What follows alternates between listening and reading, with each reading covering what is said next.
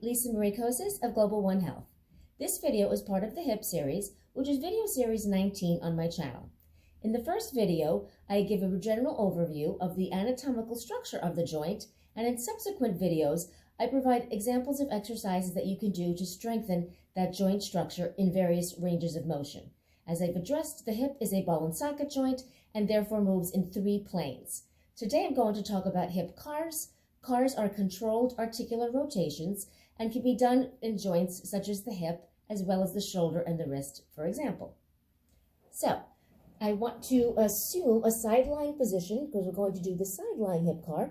The bottom leg can be bent for a slightly larger base of support, or a little bit more challenging is to have the leg straight out. But you want to be mindful, right? When doing side lying, you don't want to relax the rib cage into the ground. You still want to engage the side of the abdominal wall and the oblique complex so that you are in isometric contraction throughout the trunk. So in a side lying hip CAR, you're going to begin with the leg, and rotation represents the transverse plane specifically, but you are going to be moving in the sagittal plane as well. It's going to kind of overlap 3-dimensionally, and we'll get into that more specifically in a moment. So I'm going to begin with the top leg externally rotated, and the leg is in front of my down leg. So I'm going to, slow motion, I'm going to raise the leg up in external rotation. I'm going to move the leg backwards in space, which is towards hip extension. And then I'm working to internally rotate that leg, and to now the thigh is behind me. And I will simply reverse that path of movement.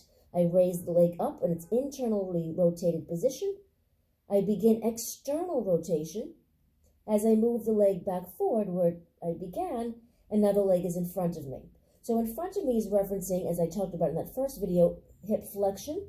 So I am moving in and out of flexion and extension as I do this continuous rotational movement. Notice in internal rotation, my foot is higher than my knee, and my internal rotators, predominantly the TFL, are located just where I'm pointing out here.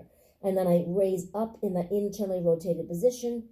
I work through external rotation and then begin where I started.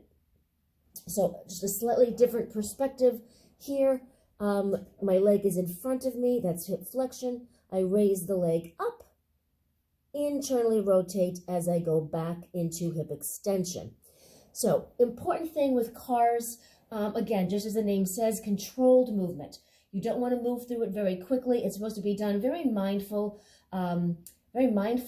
very much of a strong focus and intention on what you're doing, because the goal and the focus really is to improve the mobility of that joint structure. It's also a great way to assess where your body is at the beginning of a workout, so great as a warm-up. And certainly CARs are great for recovery days. If you don't want to put the body under load, if you've done heavy workouts on other days, great way to kind of work out some of the kinks and just work through getting such good articular movement in the joint structure so that you can really start to work out any tweaks and really work on improving symmetry. If you have one structure that has a little bit more range of motion from one side to the other, CARs are also great to be done as corrective exercises. So I highly recommend incorporating CARs into your routine, and this is an example of the side lying hip CAR.